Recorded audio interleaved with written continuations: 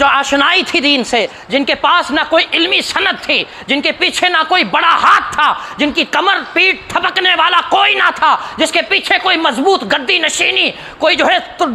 بڑا نام بھی نہیں تھا، وہ ایک غریب باپ کا، انجان باپ کا بیٹا تھا، قلندرانہ صلاحیتوں کا مالک۔ جب مسجد کے ممبر سے آواز اٹھاتا تھا، وہ آواز مخلوق کے اندر ایسی رسی جاتی تھی کہ وہ ایک مسجد کا امام آج امت کو امام پرووائڈ کر رہا ہے، آج پوری دنیا کو امام دے رہا ہے۔ وہ ایک مبلغ آج دنیا 200 ممالک کے اندر مبلغ بانٹ رہا ہے۔ وہ ایک دین کا تبلیغ کرنے والا، وہ ایک دین کا پرچار کرنے والا، وہ ایک سنت کی بات کرنے والا، وہ عزم اور حوصلوں پر کھڑے ہونے والا آج پوری دنیا کو سنت کے نام پر پرچار کے لیے تحریک بنا چکا ہے۔ وہ تحریک چلا رہا ہے سنت مصطفیٰ کے نام پر، وہ تحریک چلا رہا ہے امت مصطفیٰ کی دکھیاری امت کو دین اور دین کے اصل اصول پر لانے کے لیے وہ تحریک چلا رہا ہے، امت کو حفاظ بنانے کے لیے وہ تحریک چلا رہا ہے۔ اس بکھرے ہوئے معاشرے میں جہاں باپ اپنی اولاد کی نافرمانی کے رونے روتے تھے،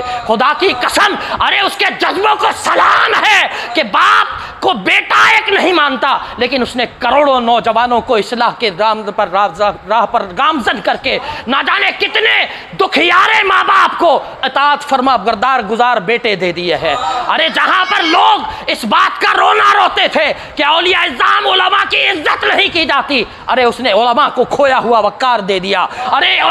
فروغ نعت پر 40-50 سال اٹھا کر دیکھیے، 40-50 سال پہلے اگر